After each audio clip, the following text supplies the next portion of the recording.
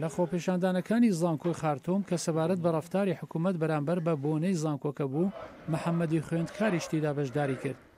کاتێک پۆلیس بۆ بڵاو پێکردنی خۆپێشاندەران لە گازی فرمێسک ڕێژ کەڵکی وەرگرت، مەسری قوتووی گازەکەی هەڵگرتەوە کە لە تەنیش خۆی لەسەر ئەرد کەوت بوو، بەڵام لە دەستیدا تەقێەوە.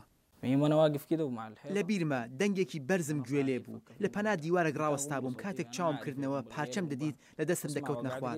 کاتێک گەیشتینە نەخۆشخانە دکتۆران دەستمیان ئاوا بڕی. لە دەمێکدا دەستی بەرەو چاکبوونەوە دەچوو، مەسری لە بابەتێکی سەر فەیسبوک بە جددی داوای لە خۆپێشاندەران کرد کە پاشەکشە نەکەن. هەزاران کەس وەڵامیاندایەوە و بەڵێنیاندا کە پشتیوانی لێ بکەن. مەسری بە بەرگریکردنی بۆ تەمایی پشتگەرمی هەزاران کەس برینداربوونی ڕێگەی لە هەوڵەکانی نەگرت. هەر پێشتر زیانمان بەرکەوتو بوو کە قەرەبوو ناکرێتەوە. بژاردەیەکی دیکەمان بێجگە لە بەردەوامی خۆپیشاندان نییە.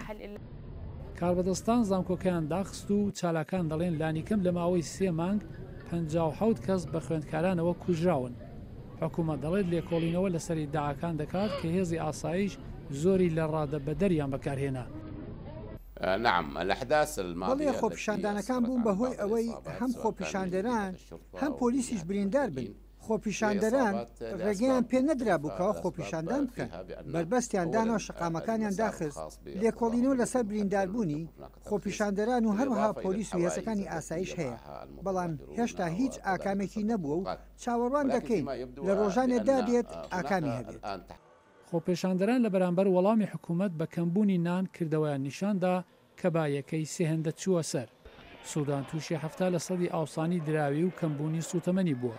خۆپێشاندانەکان وای کرد داوای کۆتایی هاتن بە دەسەڵاتی 30 ساڵەی عومەر البەشیر بکەن. وە گەنجێک بە هیوای ژیانێکی باشترین داوامان زۆرن، دەتوانین بۆ ئێستا خوێندن دوا بخەین. زۆر گرنگ نییە، دەکرێت داهاتوومان بگەڕێنینەوە، بەڵام ناکرێت داهاتووی وڵات دوا بخرێت. دوای چاکبوونەوەی مەسری خۆپێشاندانێکی لە شارەکەی وەڕێخست و سەدان کەس پشتیوانیان کرد. ئەو دەڵێت لە کیسچوونی دەستی پێشی هیچ کەس ناگرێت کە خوازیارە گۆڕانی سیاسی لە سووداندا بەدی بێت.